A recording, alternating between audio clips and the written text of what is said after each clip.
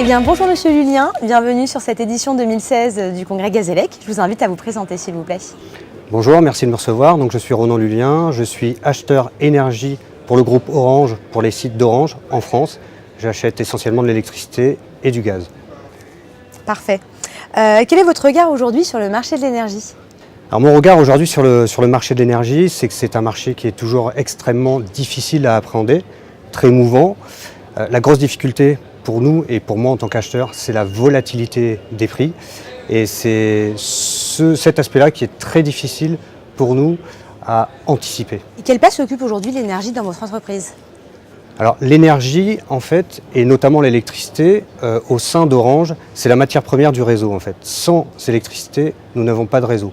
Et aujourd'hui, pour nous, l'électricité, c'est une consommation de 2 Tera par an. Ça représente environ 200 millions d'euros. Et c'est quelque chose qui pèse de plus en plus dans nos OPEX. Donc c'est quelque chose sur laquelle nous avons besoin d'avoir énormément de visibilité, et ce, sur du long terme.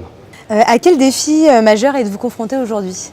Alors le défi majeur aujourd'hui, et plus précisément aujourd'hui, c'est la volatilité des prix. Comme vous avez pu le constater par le passé, les prix se sont écroulés, ce qui était plutôt bénéfique pour un acheteur, au cours du premier semestre 2016.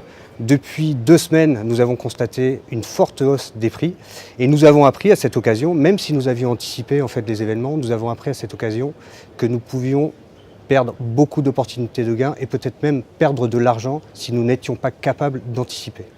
Et donc, un petit retour aujourd'hui sur la fin des TRV. Quel a été l'impact sur votre facture énergétique et en général sur votre compétitivité ?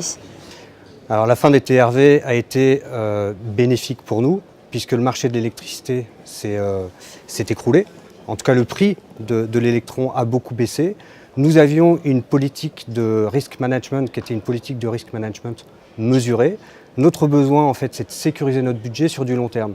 Donc nous avions anticipé en sécurisant les budgets 2016, 2017, 2018, 2019. Donc de ce point de vue-là, nous sommes satisfaits. Notre grosse frustration, c'est que va-t-il se passer à partir de 2020, puisque nous n'avons pas de visibilité.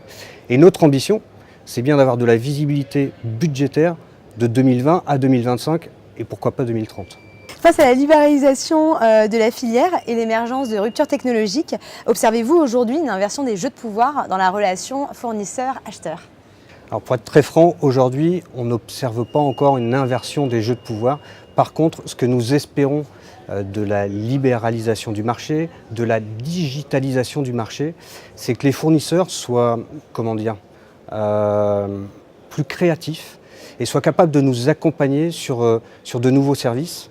Je vais prendre juste un exemple. Aujourd'hui, Orange, nous avons ce qu'on appelle dans le jargon de l'électricité une courbe de charge très plate et peu d'offres et peu de fournisseurs savent nous proposer une offre intéressante par rapport à notre profil.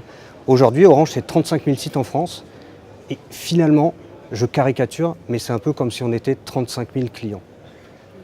Donc ce que nous attendons en fait du futur, c'est qu'on nous considère comme un très grand client et qu'on sache nous faire des offres sur mesure. Finalement, quel est votre regard aujourd'hui sur l'avenir du marché de l'énergie ?